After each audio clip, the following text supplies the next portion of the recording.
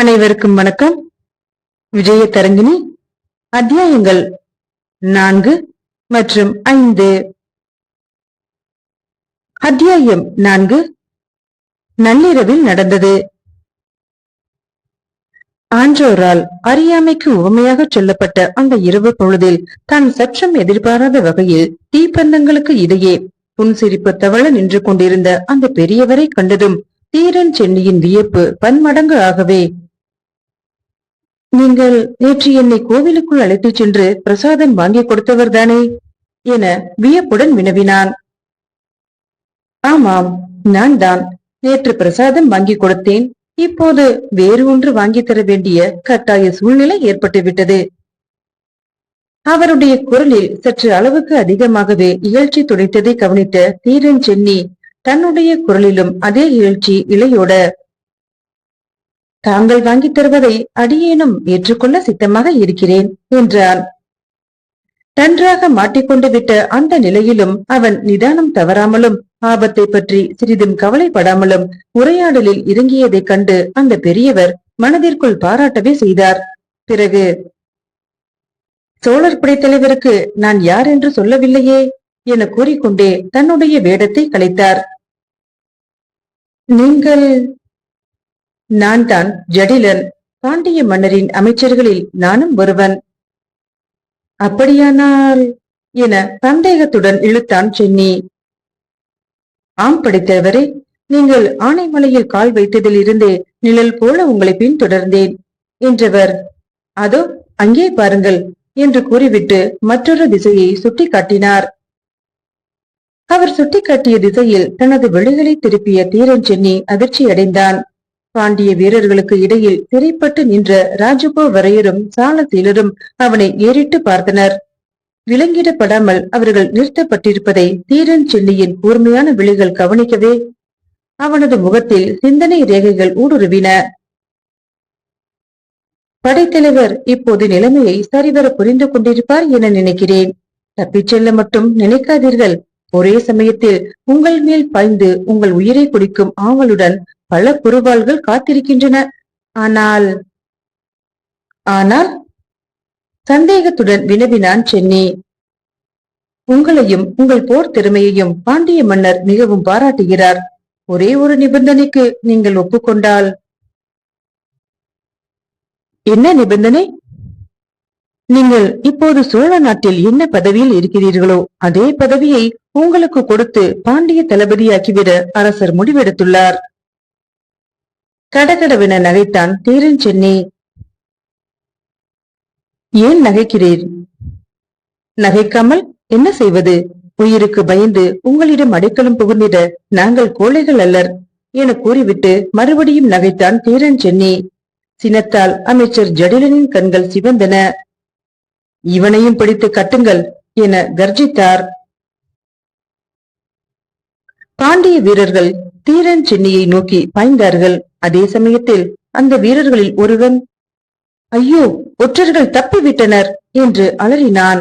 அவன் அப்படி அலறியதால் பாய்ந்து வந்த வீரர்கள் திகைப்புற்று செயலற்று நிற்கவே அந்த ஒரு கண பொழுதை தனக்கு சாதகமாக பயன்படுத்தி கொண்ட சென்னி இடப்பக்கத்தில் சற்றே இருட்டடித்து கிடந்த பகுதிக்குள் நுழைந்தான். அவனை பின்தொடர முற்பட்ட வீரர்களில் இருவர் அடுத்த கணம் தீரன் சென்னியால் அடுத்தடுத்து எரியப்பட்ட இரு குறுவாள்களுக்கு இரையாகி அலறிக்கொண்டு கரையில் விழுந்து உருளவே வீரர்கள் மேலும் குழப்பமடைந்தனர். அவர்களை தப்பிச் செல்ல விடாதீர், வெட்டி கொள்ளுங்கள் அவர்களை என கோபத்துடன் இறைந்த ஜடிலன் அடுத்தாற் போல அங்கு நடந்த நிகழ்ச்சிகளைக் கண்டு பிரமித்து போய் நின்றார்.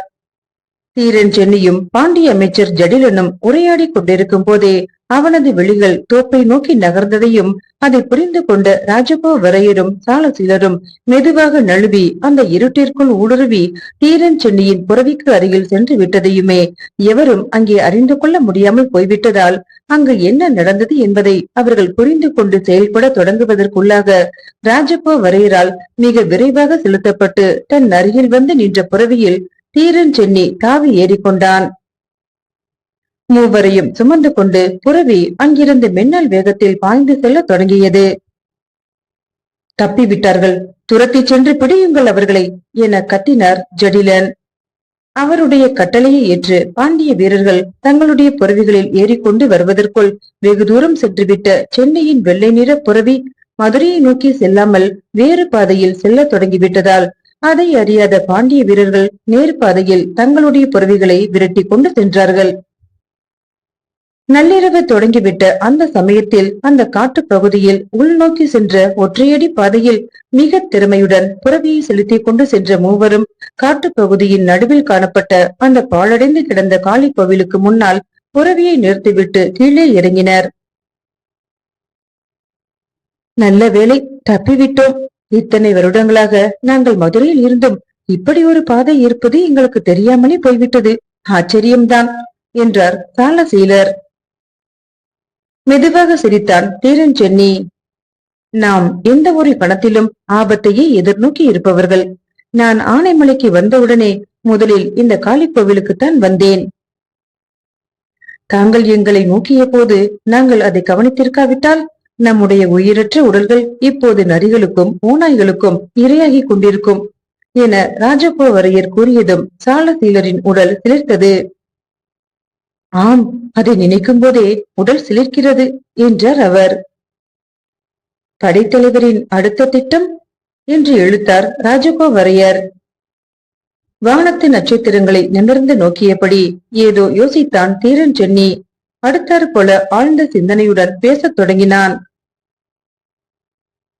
நீங்கள் இருவரும் நான் சொல்வதை நன்றாக கவனியுங்கள். ராஜசிம்ம பாண்டியர் நம் மன்னருடன் நட்பு கொள்வதை விரும்பவில்லை. ஈழ மன்னர் காசிபருடன் நட்பு கொள்வதையே பெரிதும் விரும்புகிறார்.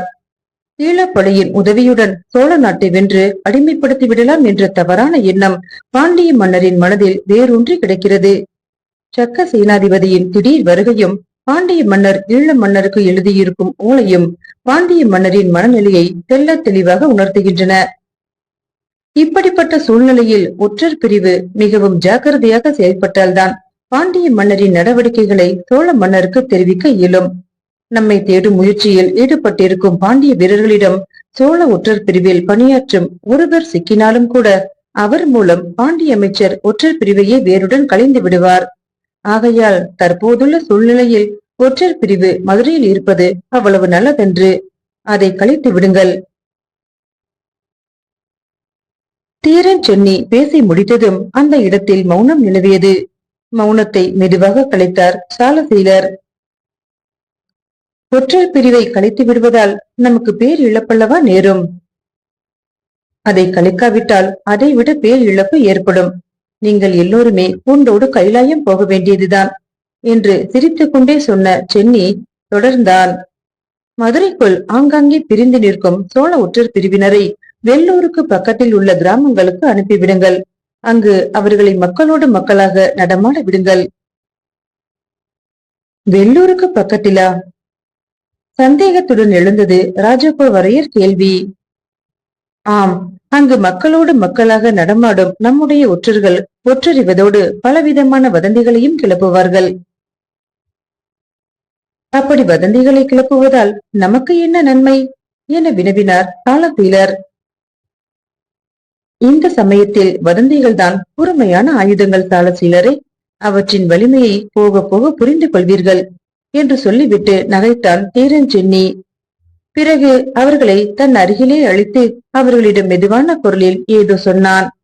அவன் கூறியதை கேட்டதுமே ராஜகோவரையர் முகம் வியப்பிற்குள் அடைக்கலமாகியது. அருமையான திட்டம் படைத்தலைவரே, மிக அருமையான திட்டம் என சிலாகித்தார் அவர். நீங்கள் சொன்னபடியே ஒற்றர் பிரிவை கலைத்து வெள்ளூருக்கு அனுப்பிவிடுகிறோம். பாண்டிய நாட்டின் சிற்றூர்களில் நமது ஒற்றர்கள் சிறிது சிறிதாக மக்களின் மனதில் மாற்றத்தை உண்டு பண்ணுவார்கள் என்றார் சாலசீலர். சரி, வாருங்கள். பொழுது புலவதற்குள் நாம் பாண்டிய நாட்டின் எல்லையை கடந்துவிட வேண்டும் என கூறிக்கொண்டே புறவியில் தாவி ஏறினான் தீரன் சென்னி. அவ்விருவரும் அவனை தொடர்ந்து புறவியிலே ஏறிக்கொண்டனர். மதுரையை நோக்கி புறவி விரைந்தது. அதே சமயத்தில் மதுரை அரண்மனையில் மந்திர ஆலோசனை மண்டபத்திற்குள் மிகவும் சீற்றத்துடன் குறுக்கும் நெடுக்குமாக நடந்து கொண்டிருந்தார் பாண்டிய மன்னர் ராஜசிம்மன்.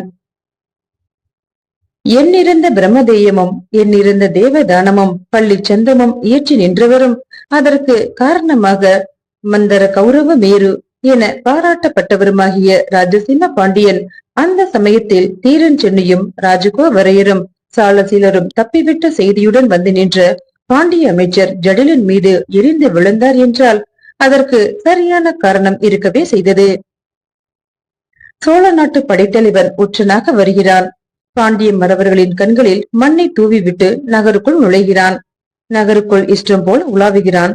அவனை பின்தொடர்ந்த உங்களையும் ஏமாற்றி விட்டு தப்பிவிடுகிறான். பாண்டிய அமைச்சரே, இந்த நிகழ்ச்சிகள் நம்முடைய இயலாமையைத்தான் குறிக்கின்றன. அது மட்டுமல்ல, அரண்மனையில் அந்தரங்கமாக நடைபெறும் நிகழ்ச்சிகள் கூட சோழ ஒற்றர்களின் கண்களிலிருந்து தப்ப முடிவதில்லை. சேச்சே, வெக்கம் வெக்கம்! கடுமையான குரலில் கர்ஜித்தார் பாண்டிய மன்னர். நான் எவ்வளவோ முன்னெச்சரிக்கையுடன் இருந்தும் ஏமாந்து விட்டேன். எத்தனையோ போர்க்களங்களில் பகைவர்களின் தலைகளை சீவி எறிந்த என்னுடைய கரங்கள் அந்த கணத்தில் இப்படி செயலற்று போய்விட்டனவே என குமுறினார் ஜடிலன். மந்திர ஆலோசனை மண்டபத்திற்குள் நடுநாயகமாக அமர்ந்தபடி அங்கு நடப்பதையெல்லாம் மிக உன்னிப்பாக கவனித்துக் கொண்டிருந்த ஈழப்படை தளபதி சக்க சேனாதிபதியின் முகத்தில் வியப்பின் ரேகைகள் விரிந்தன. அரசே, நான் இப்போதே வடக்கு கோட்டை வாயிலுக்கு சென்று அந்த மூவரையும் சிறை செய்வதற்கான ஏற்பாடுகளை செய்கிறேன். அவர்கள் எப்படியும் வடக்கு வாயில் வழியாகத்தான் வெளியே செல்ல முயற்சி செய்வார்கள் என்றபடியே எழுந்து நின்றான் பாண்டிய படைத்தலைவன் நக்கன் குமான். பாண்டிய மன்னர் அனுமதியளித்தால் நான் ஒரு உபாயம் சொல்கிறேன் என சக்க சேனாதிபதி அவர்களுடைய உரையாடல்களுக்கு இடையில் குறுக்கிட்ட போது மண்டபத்திற்குள் இருந்த அனைவருமே வியப்புடன் அவனை திரும்பி பார்த்தனர். தாராளமாக சொல்லுங்கள் என்று அனுமதி கொடுத்தார் பாண்டிய மன்னர். தப்பி சென்றவர்களை அவர்கள் இஷ்டப்படியே கோட்டைக்கு வெளியே செல்ல விடுங்கள். நான் அவர்களோடு சோழ ஒற்றர்கள் அனைவரும் சிறைப்படுவதற்கான ஏற்பாடுகளை செய்கிறேன். பாண்டிய படைத்தலைவர் மட்டுமே என்னுடன் வரட்டும் என சிரித்துக் கொண்டே எழுந்தான் சக்க சேனாதிபதி. ஆஜானுபாகுவான தோற்றத்துடன் மிக கம்பீரமாக எழுந்து நின்ற அவனது விழிகளில் கூர்மையும் கொடூரமும் உள்ளடங்கி கிடந்தன. ஈழப்படை தளபதியின் கூர் விழிகளில் காணப்பட்ட உறுதி பாண்டிய மன்னரின் உள்ளத்தில் பெரும் மகிழ்ச்சிக்கு வித்திடவே, ஈழப்படை தளபதி ஏற்றுக்கொண்ட எந்த செயலும் வெற்றியை நோக்கித்தான் செல்லும் என்பது எனக்கு நன்றாக தெரியும். உங்கள் விருப்பப்படியே பாண்டிய படைத்தளபதியை உடன் அழைத்துச் செல்லுங்கள் என்றார் மகிழ்ச்சி தனது குரலிலும் வெளிப்பட. நக்கன் குமானை அழைத்துக் கொண்டு அங்கிருந்து கிளம்பினான் சக்க சேனாபதி. அத்தியாயம் 5. திருவேடகத்து சித்தர். இருள் அகன்று ஓடிடும்படியாக தன் ஆதிக்கத்தின் பரப்பினை விரிவுபடுத்திக் கொண்டிருந்த அந்த விடியல் நேரத்தின் ஒளிக்கீற்றில் குண்டு நீர் பட்டத்து ஒன்துறை சங்கமும் வண்டமிழ் கடலின் தன்துறை சங்கமும் என மதுரை கலம்பகத்தால் புகழ்ந்து கூறப்பட்ட மதுரை மாநகரின் தோற்றம் வர்ணிப்பதற்கு அப்பாற்பட்ட தன்மை உடையதாக இருந்தது. சேதாம்பலும் முழு நெறியாகிய செங்கல் நீரும் அரும்பு கட்டவிழ துடிக்கின்ற தாமரை மலரும் காலை நேரத்து செந்நிற கதிரவனின் வருகையை மிக மிக ஆவலோடு எதிர்நோக்கி கொண்டிருந்தன. மேன்மை பொருந்திய தாழையின் விரிந்த தோட்டகத்தும் செண்பக மலர்கள் பூத்து கிடந்த செண்பக தோட்டகத்தும் புகுந்த தென்றல் நறுமணத்தை அள்ளி உண்டு மெல்ல நகர்ந்து நகரிடையே உயர்ந்து விளங்கிய கோலச்சாளரங்களின் புகுந்து தான் உண்டு அனுபவித்த அதே நறுமணத்தை மாட மாளிகைகளில் தவளவிட்டுக் கொண்டிருந்தது. இயற்கை அள்ளி தெளித்துக் கொண்டிருந்த அருங்காட்சிகளை ஆய்ந்து அள்ளி பருகி அனுபவிக்கும் மனநிலையை உடைய தீரன் சென்னி அந்த சமயத்தில் இயற்கையின் அழகு கோலத்தை சிறிது கூட ரசிக்க முடியாத மனநிலையுடன் தன்னுடைய வெள்ளை நிற புறவியில் மதுரைக்குள் நுழைந்து அதை வரதவர்கள் வாழக்கூடிய பகுதியை நோக்கி விரைவாக செலுத்திக் கொண்டு சென்றான். அவனுடைய புறவியின் மேல் அமர்ந்திருந்த ராஜகோவரையரும் சாலசீலரும் அவனுடைய மனநிலையை புரிந்து கொண்டவர்களாக எதுவும் பேச முடியாமல் மௌனமாகவே அமர்ந்திருந்தனர். வரதவர்கள் வாழக்கூடிய பகுதிக்குள் நுழைந்த தீரன் சென்னி ஒரு குடிசைக்கு முன்னால் தனது புறவியை நிறுத்திவிட்டு கீழே இறங்கினான். அவனை தொடர்ந்து இறங்கிய மற்ற இருவரும் சுற்றுமுற்றும் பார்த்தனர்.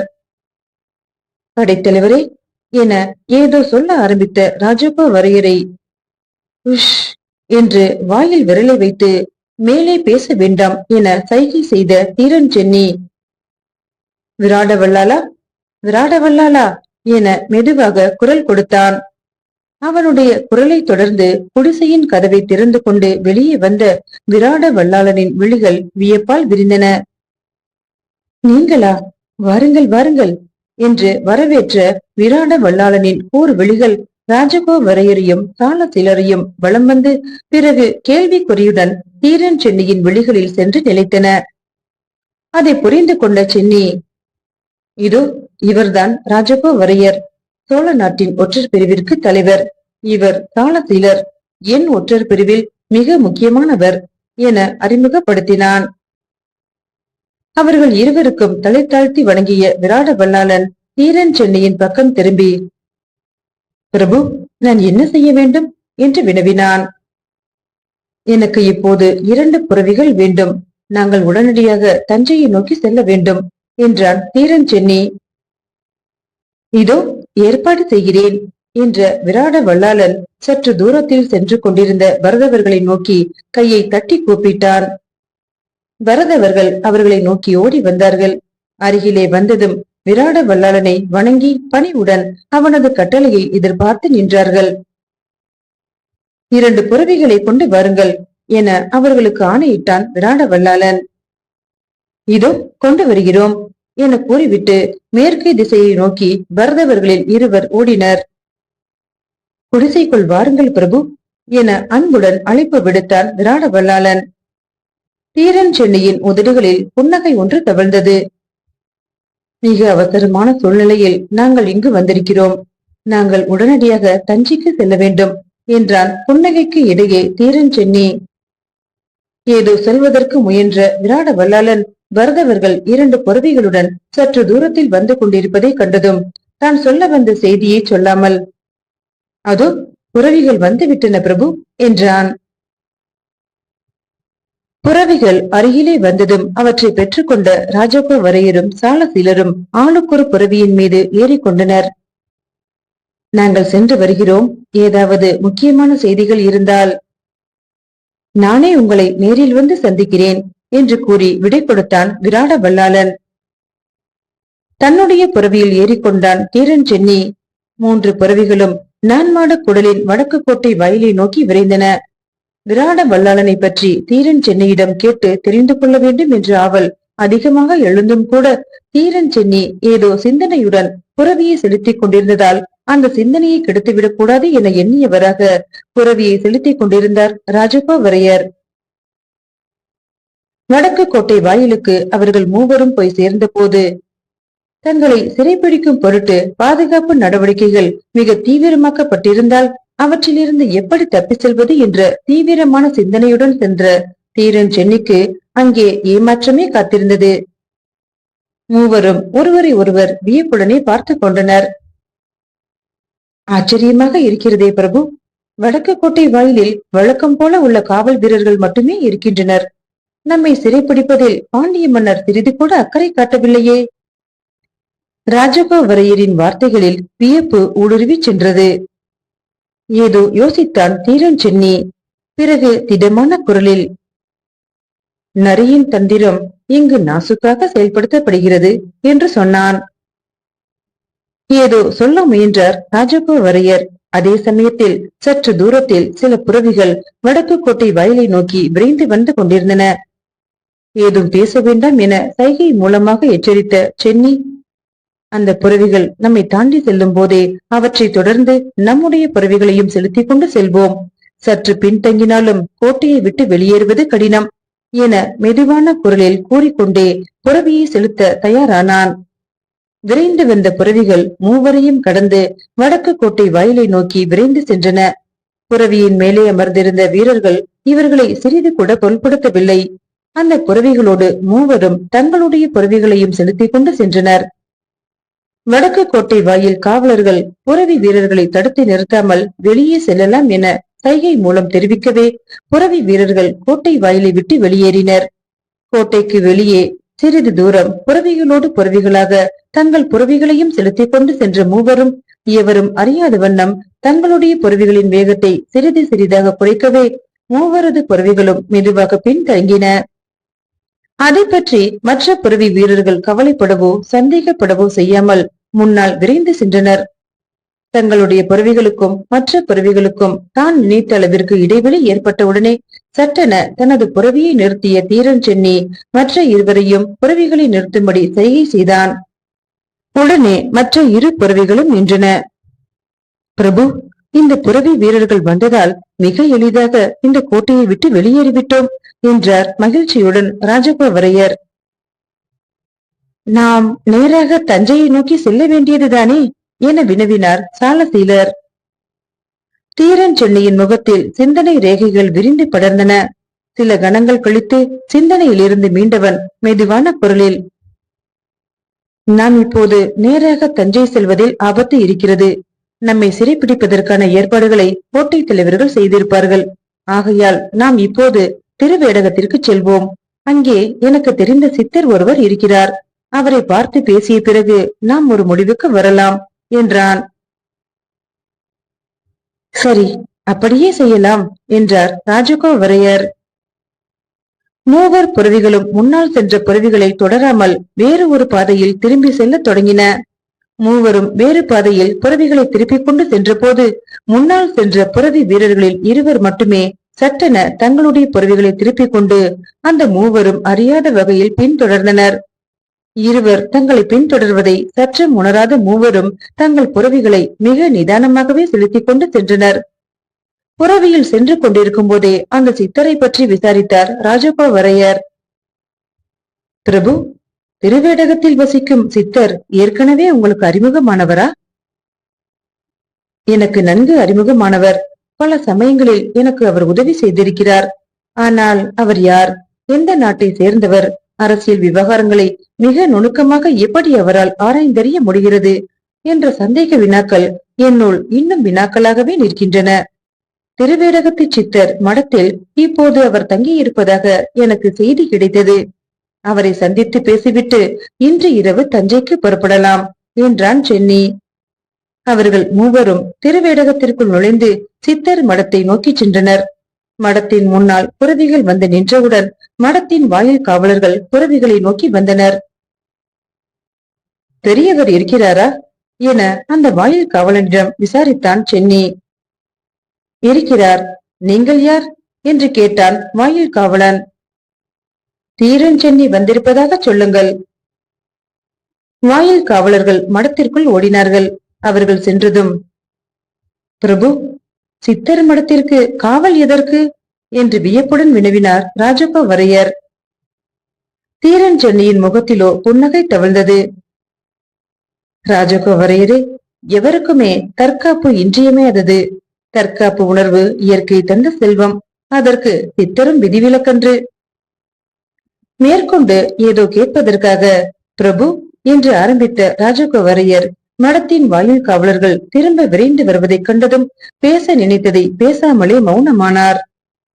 அவர்களின் அருகில் வந்த வாயில் காவலர்கள், உள்ளே வாருங்கள், பெரியவர் உங்களுக்காக காத்திருக்கிறார் என்று கூறிவிட்டு திரும்பி மடத்திற்குள் நுழைந்தனர். அவர்களை தொடர்ந்து உள்ளே நுழைந்த ராஜகோவரையர் மடத்தின் உள்ளறையில் தரையில் விரிக்கப்பட்டிருந்த புலித்தோளில் அமர்ந்திருந்த அந்த பெரியவரை கண்டதும் வியப்பும் குழப்பமும் மனதிற்குள் மாறி மாறி எழுந்து அலை மோதவே திகைத்து போய் உள்ளறை வாயிலேயே நின்று விட்டார். உள்ளே வாருங்கள், கரகரத்த குரலில் அளித்த சித்தரின் சின்னஞ்சிறிய கண்கள் அவரை நோக்கி நகைத்தன. மீண்டும் நாளைய அத்தியாயத்தில் சந்திக்கலாம். நன்றி.